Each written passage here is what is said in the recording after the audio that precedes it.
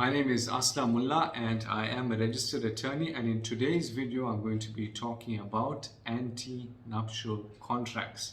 What is an antenuptial contract, when does it apply, and how do you go about getting one before you get married? So let's get started with it. The antenuptial contract is actually one of the most important documents that you will sign in your lifetime.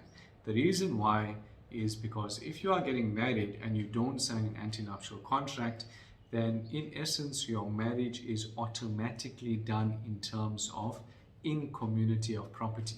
We're going to explain each of these terms shortly, but it's very important that you understand the consequences of being married in community of property. So with that said, let's look at the three different types of marriage systems in South Africa. The first one, like I mentioned, is something called a marriage in community of property. In this system, both parties' assets and liabilities before they got married and during the marriage come together in one joint estate. And those parties that don't register a antenuptial contract automatically will be in community of property.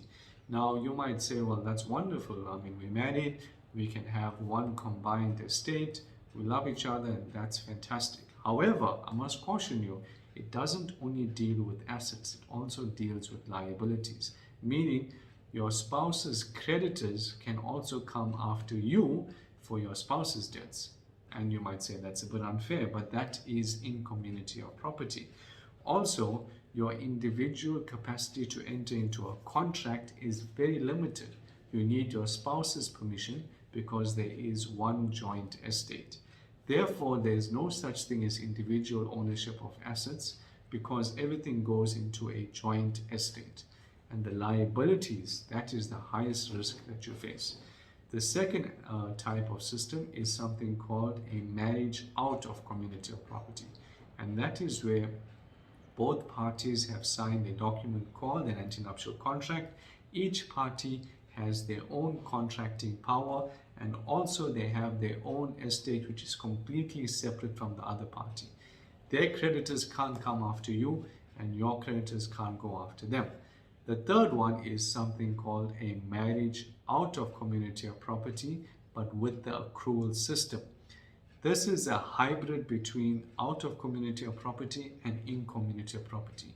I mean that each party still gets to retain their own assets and liabilities, but during the marriage there is a calculation that is done. Basically, each party's assets or estate is calculated and put together, subtracting all the liabilities, and the difference between the two estates is now given over to the other spouse.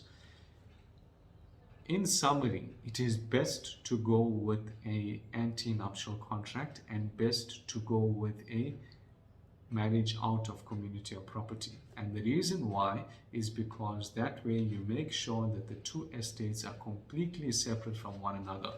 Now, in order for you to have an antenuptial contract, it is advisable that you do it before you get married, and it is concluded in the presence of two witnesses and a notary. The notary will then register your antenuptial contract at the deeds office. So those are the aspects when it comes to antenuptial contracts. If you need help with regard to drawing up an antenuptial contract, or you want advice regarding family law, you're more than welcome to click the link below and book an appointment with our office. I wish you all the best, and I'll speak to you soon.